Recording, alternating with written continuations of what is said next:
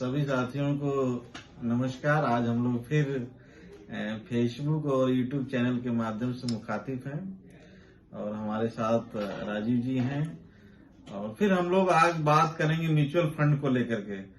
तो राजीव सर, क्या आज के समय में जो है जो मार्केट है इधर 1-1.5 महीने में काफी अच्छा मतलब बूम दे रही है, बढ़ रही है, तो इसको आप कैसे देख रहे हैं?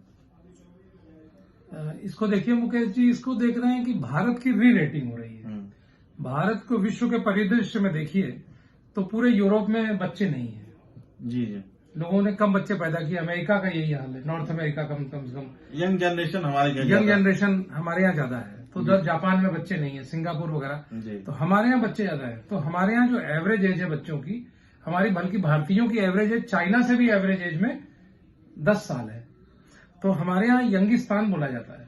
तो हमारे यहाँ यंग जो बच्चे हैं ये दिख रहा है। अभी 2-3 महीना पहले चाइना की पॉपुलेशन से ज्यादा हो गई भारत की पॉपुलेशन, और यंग में तो हमारे काम करने वाले लोगों में तो ज्यादा थे ही। तो एक ये बड़ा फैक्टर है।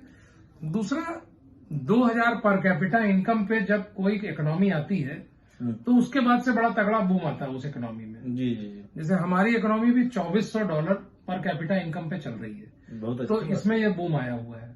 तो जब सिंगापुर, जब जैसे 2006 में चाइना था 2000 के पर कैपिटा इनकम पे। तो दूसरा क्या है कि अभी भारत में हर चीज की जरूरत है। लोगों को कारें खरीदनी है, अभी तमाम जगह बिजली नहीं आई है, बिजली के इंस्ट्रूमेंट लेने हैं, एसी एक लगे हैं तो लोग 2-2, 3-3, 4-4 लग रहे हैं, रोडें बन रही हैं, इंफ्रास्ट्रक्चर। हम लोग गरीब देश हैं तो सब कुछ डेवलपमेंट यहाँ हो रहा है। तो ये कुल मिलाकर के गवर्नमेंट की कुछ पॉलिसीज, जैसे PLI है, प्रॉफिट लिंक्ड इंसेंटिव है, तो आप बनाइए तो उतना आपको इंसेंटिव मिलता है। प्लस कॉर्पोरेट टैक्स कम कर दिया गया 22% से 15, बल्कि 30% था तो 15 किया गया। तो कई फैक्टर ऐसे हो गए हैं जिससे मार्केट जो है बढ़ रही है। चाइना के खिलाफ हो गई है पूरी दुनिया।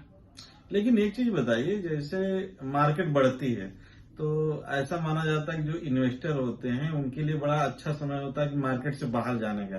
तो जैसे ही लोग जो है मतलब मार्केट से अपना जो प्रॉफिट लेकर के मार्केट से बाहर निकलते हैं तो मार्केट जो एक हफ्ते 10-12 दिन से जो मार्केट स्लो डाउन हो रही है, तो क्या इसका एक यही रीजन है कि लोग जो प्रॉफिट बुक करके मार्केट से बाहर जा रहे हैं? अब ये तो देखिए, तात्कालिक कारणों पे कोई ज्यादा बड़ी कमेंट्री करना बड़ा मुश्किल होता है। बहुत सारे कारण होते हैं, तुरंत मालूम नहीं चलते हैं। अब मार्केट लगातार चल रही है बहुत दिनों से। बहुत देखिए, आप कोरोना से बहुत तगड़ी रिकवरी की मार्केट ने, तो अपने अपने कारण होते हैं। लोग बेचते हैं थोड़ा बहुत, कभी कभी टेक्निकल होते हैं। देखिए, अभी भी मार्केट में जो रियल बायर्स हैं वो मतलब उनकी एक अच्छी परसेंटेज है, लेकिन काफी बायर्स ऐसे हैं जो काफी लोग हैं जो स्पेकुलेटिव ट्रेडिंग करते हैं। तो अब फॉरेनर्स का भी काफी है, भारत में भी लग रहा है तो कुल मिला के लेकिन ठीक, लेकिन कभी कभी छोटे मोटे कारणों से गिरावट आती है। अच्छा, ये जो मतलब क्वार्टरली रिजल्ट आता है तो मार्केट थोड़ा सा बूम होती है, ऐसा क्या है इसमें? अक्सर देखा जा रहा है कि जैसे मान लीजिए एशियन पेंट का आया, सीमेंट का आया, तो 3 महीने के अंदर उसकी जो बिक्री है वो पिछले साल जो 3 महीने में बिक्री है उससे बढ़ गई होती है। तो ज्यादातर कंपनियों की, भारत एक बूमिंग इकोनॉमी है, हम लोग 140 करोड़ की जनसंख्या है, तो इतना जूता बिक रहा है बाटा का, इतनी सीमेंट बिक रही है, इतनी पेन बिक रही है, इतनी पेंसिल बिक रही है, इतना कारें बिक रही हैं, हर चीज की सेल अच्छी आती है। तो लोग कहते हैं ज्यादा बिक रहा है, ज्यादा प्रॉफिट हो रहा है, तो शेयर की डिमांड बढ़ती है। एक चीज मेरे को नहीं समझ में आती है, जैसे राजीव जी, कि क्या क्वार्टरली जो रिजल्ट आता है कंपनी वाइज आता है कि कोई फिक्स मंथ होता है जिसमें आपको अपना रिजल्ट जो शो करना होता है? नहीं, देखिए पहले सब ऐसे ही था। 6 साल भर पे आता रहा होगा, कई साल पहले भी 6 महीने पे था। अब सेबी की ये गाइडलाइन है, दुनिया के सब देशों में ऐसा होता है कि क्वार्टरली रिजल्ट्स कंपनियों को, लिस्टेड कंपनियों को अपना घोषित करके, और Bombay stock exchange, national stock exchange या कोई न्यूयॉर्क स्टॉक एक्सचेंज पे जुड़ी हुई, तो जैसे ही क्वार्टर खत्म होगा, जनवरी, फरवरी, मार्च, अप्रैल, मई, जून, तो ये जो हर क्वार्टर खत्म होगा, तो अब जैसे अक्टूबर, नवंबर, दिसंबर, अब नया क्वार्टर शुरू होने वाला है और ये सितंबर खत्म होने वाला है।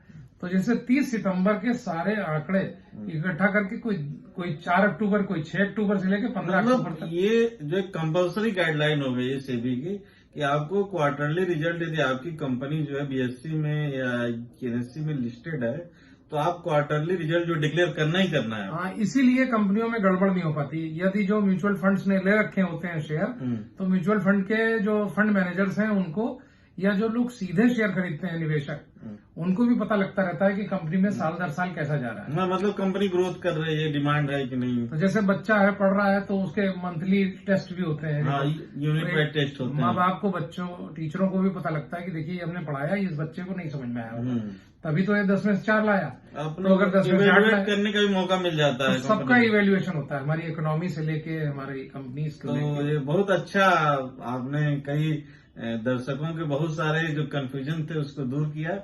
और नेक्स्ट हम लोग फिर से नए क्वेश्चंस लेकर के आप लोगों के बीच में आएंगे।